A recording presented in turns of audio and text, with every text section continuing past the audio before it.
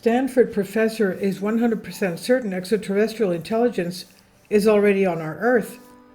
Stanford University professor Dr. Gary Rowland is a distinguished researcher, announced that he's 100% certain that aliens have not only visited Earth, but have been on Earth for a very long time. Dr. Gary Rowland did not train to be an expert in UFO and extraterrestrial research. His field of expertise includes immunology and gene therapy, and he is a company founder and a prolific inventor. In 2021, Dr. Nolan was asked to examine the Atacama skeleton found in Chile, which many had long suspected to be a corpse of an extraterrestrial. The researcher led to Nolan being contacted by U.S. intelligence officials to study the medical issues reported by people who claim to have had contact with UFO crashes or extraterrestrials. Nolan is now a noted speaker in the UFO world, which explains why he was a featured guest at the recent SALT Eye Connections conference in New York City. SALT is a global thought leadership forum encompassing finance, technology, and public policy.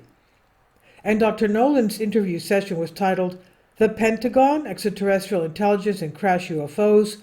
What he had to say shook the conference and maybe should shake up the whole world. I think you can go a step further. The extraterrestrial intelligence has not just visited, but it's been here a long time, and it's still here, he said. In response to the question by moderator Alex Klokas, founder of the SALT Fund, about whether he believed that extraterrestrial intelligence had visited Earth, Nolan took the blockbuster first step in what turned out to be an insider's look at what is really going on in U.S. government research into unidentified aerial phenomena, UAP, what we call UFOs, and extraterrestrial intelligence. Nolan begins by seeming to state that the famous WOW signal, the still unexplained strong narrowband radio signal detected August 15, 1977 by Ohio State University's Big Ear radio telescope, is a real extraterrestrial message, and there is a 100% probability that it is not the only alien signal being sent to Earth and being detected by people working for the government, he says. He says, and that's not just my opinion. The National Defense Authorization Act passed last year, signed by Biden in December. 30 pages of that is the establishment of an Unidentified Aerial Phenomena Office.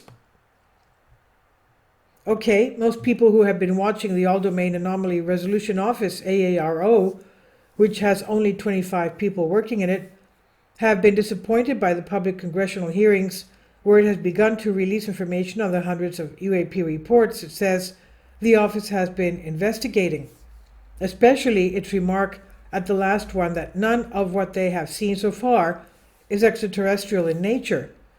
In response to that, Dr. Nolan unleashed his next blockbuster comment.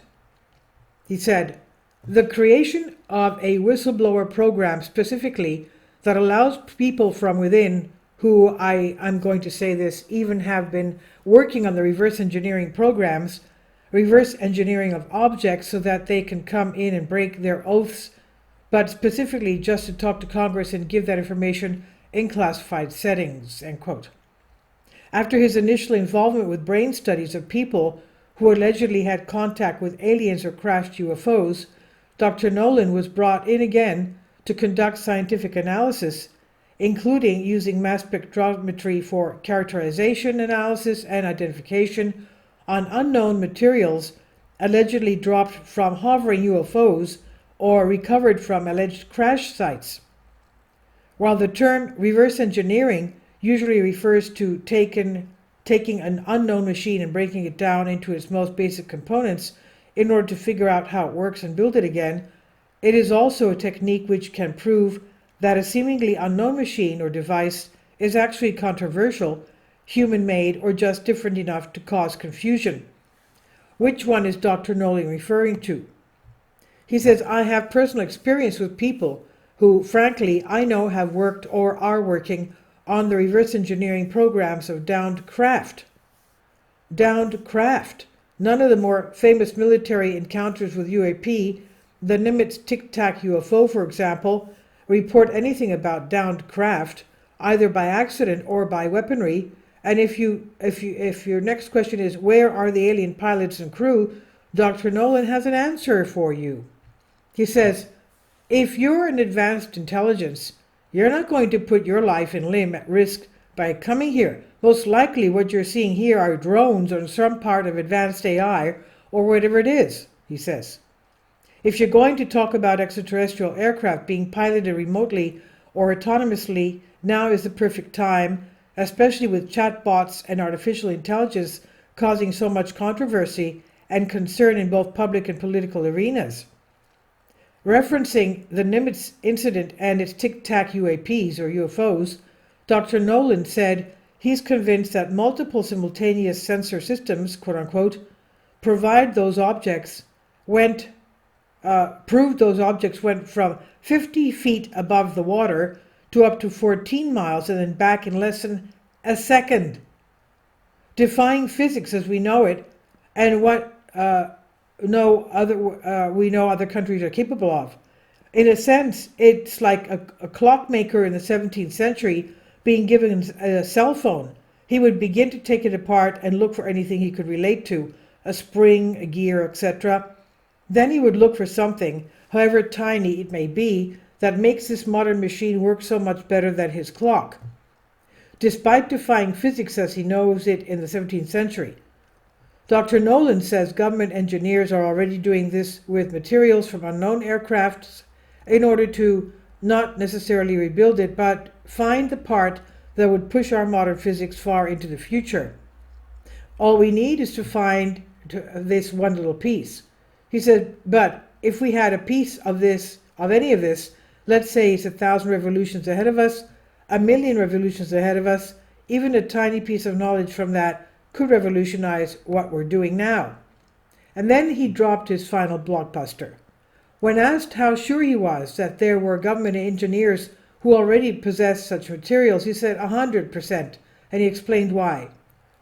It's there. I was working with a group about 7 or 8 years ago, and I literally got within a few weeks of gaining access to one of the objects.